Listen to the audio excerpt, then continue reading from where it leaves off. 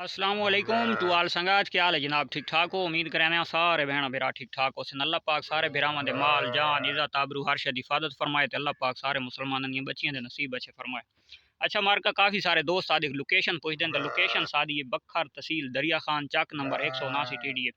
अज अपने दोस्तों वास्ते त्राए बच्चे घिन के आया, त्राए क्वालिटियां दे और त्रेवी माशाल्लाह बहुत ही कीमती बच्चे। समझ आ गई है। ऐब तान बिल्कुल हिक तिल दा कोनी। इन्हां दी हुण मैं तुहानू ब्रीड दे मुतलक भी दस छोड़ा।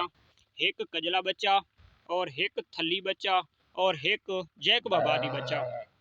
इस ब्रीड दी मैनू शौक बड़ी है फीमेल दी भेड़ दी, लेकिन बदकिस्मती नाल भेड़ नहीं पई नज़र आंदी कि थाई कदां भी लभ गई तो इंशाअल्लाह अपने फार्म दे विच एक दो भेड़ लाजमी पसां शौकिया तौर दे ते बच्चा कोई ना कोई लभ वैंदा। अगे पहले हिक लभा ही मंडी दे तू वो परचेज किया तो एक बच्चा जनाब कल सानू लभा है, क्योंकि ये बच्चों के बड़ी एक आदन क्वालिटी होंगी है कि माशाल्लाह ग्रोथ ये भी बहुत अच्छी करें। दूसरा बच्चा जनाब थली ब्रीडर क्वालिटी का बच्चा, चेक कर गिनो लेंथ इसकी चेक कर गिनो, बेतहाशा लेंथ और बेतहाशा खूबसूरत तोता फेस दे विच माशाल्लाह, और जितनियां गुलाइयां हैं बिल्कुल रुपया दो रुपया। तीसरा बच्चा जनाब आ गया है कजला, हैवी वेट बनने वाला कजला माशाल्लाह। ये जनाब है बच्चा हैवी वेट बनने वाला। जेड़े दोस्त कुर्बानी 2025 वास्ते जानवर पलेने नो, जेड़े दोस्तों को शौक होंगी है कि सादा जानवर ज़्यादा हैवी वेट बने तो माशाल्लाह उन्होंने दोस्तों वास्ते ये बच्चा है। समझ आ गई है। इस बच्चे के 5 निशान हैं। लेंथ बेतहाशा है माशाल्लाह बच्चे कोलू, और वेट भी बेतहाशा है बच्चे कोलू। 5 महीने एज टोटल आउन ले, और माशाल्लाह बिल्कुल रुपया दे रुपया। इस कोई ऐब तान नुक्स बिल्कुल नहीं है, एक तिल दा भी माशाल्लाह। और फेस बड़ा खूबसूरत बने सी, कान खूबसूरत रखें है।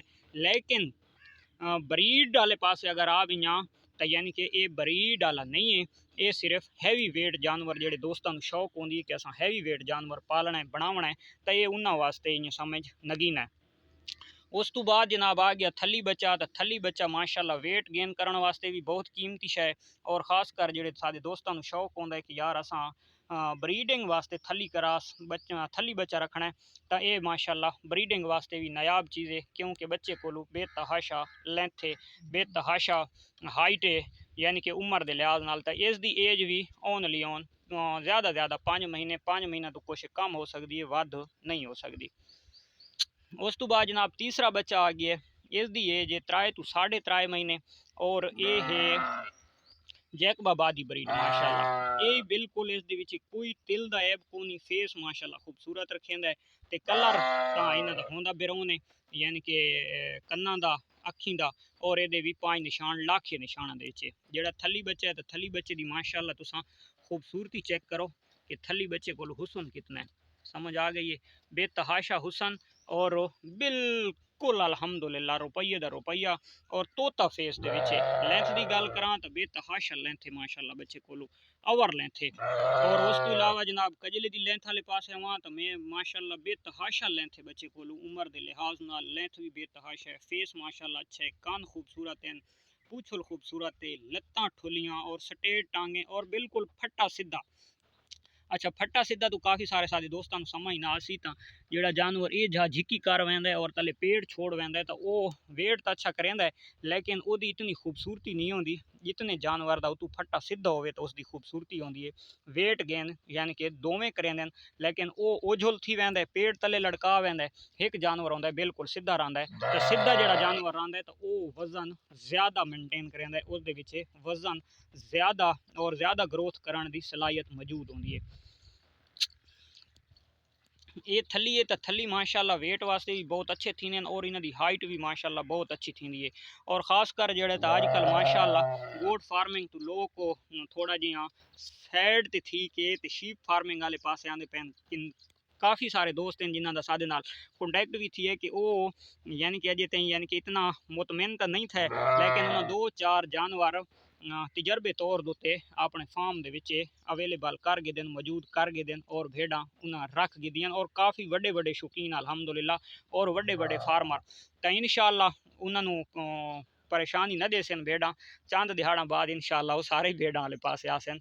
तो उन्होंने दोस्तों हर बंदे अपनी एक शौक होंगी है तो किसी ਨੂੰ पुरानी ब्रीड की शौक है कि यार जी नायाब नस्ल आई नायाब ब्रीड आई तो उसनों सादे कोलों होना चाहिए उसनों रखना चाहिए तो उसनों अगे टोरना चाहिए। तो ये जनाब माशाअल्लाह पुरानी ब्रीड है थली ब्रीड और इस थली ब्रीड का ही माशाअल्लाह खास कर साडे थल के इलाके में बहुत ज़्यादा शौक किया वैंदा है और इसका खैर शौक तो हर बंदा हुसन के पिछू करेंदा है भाई पुरानी ब्रीड भी है तो उन्होंने वास्ते भी ये बेतहाशा माशाअल्लाह बहुत सीधे फट्टे दे विच और माशाअल्लाह बेतहाशा हाइट दे विच अल्हम्दुलिल्लाह ब्यूटीफुल हाइट और ब्यूटीफुल लेला माशाअल्लाह चेक करो माशाअल्लाह टोर नवाबी और शहरों के विच लेला ये जियां लेला अगर कोई शहर के विच कढ़ के खड़ेंदा तो अगला आखसी भाई वाकई यार तोहफा है माशाअल्लाह निकले।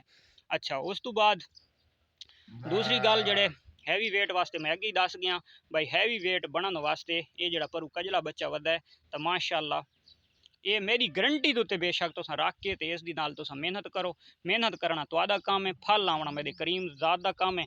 और जदा ये बच्चा पाली खलोते उस 2005 की कुर्बानी वास्ते जल्द कंडे के उत्ते चढ़े सो तो इंशाअल्लाह दुआ करे सो कि फ़खर भाई कोई चीज़ दिती आई आ और ये वो चीज़ है अल्हम्दुलिल्लाह इतना यानी कि मजबूत बच्चा।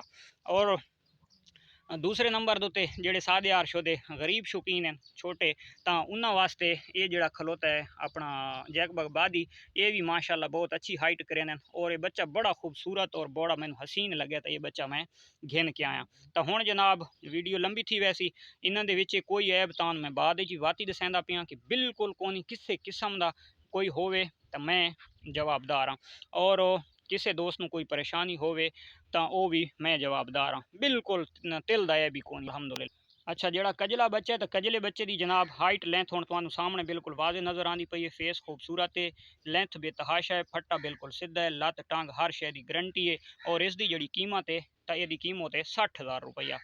उस तो बाद जनाब आ वड़द्या थली वाले पासे तो अल्हम्दुलिल्लाह जड़ा थली बच्चा है तो थली बच्चे की कीमत है ब्रीडर क्वालिटी का बच्चा इसकी कीमत है 5 महीने एज 5 महीने पूरे नहीं है लेकिन मैं तुम्हें 5 दसांदा पिया 5 तो कम है इसका जनाब कीमत है 45,000 रुपया ठीक हो गया। उस तो बाद तीसरा बच्चा जड़ा है जैकबा बादी तो जैकबा बादी की उम्र है 3 तो 3.5 महीने तो इसकी जनाब कीमत है 35,000 रुपया। अच्छा हुण जेड़े दे विच जैकबा बादी दी थोड़ी बहु मुहब्बत थी वैसी ये दोबारा भी बात मैं दसांदा वजा अपने फिरावां कि ये वो बच्चा है कि जेड़े बंदे 2005 की कुर्बानी वास्ते हैवी वेट यानी कि ज़्यादा वजन ज़्यादा वेट गेन करावन का शौक करें तो ये अल्हम्दुलिल्लाह बच्चा उन्होंने वास्ते ये उस कैटेगरी का बच्चा है ज़्यादा वजन करने वाला। तो मिलते हैं इंशाल्लाह नेक्स्ट वीडियो तब तक दे सो इजाज़त अल्लाह हाफिज़।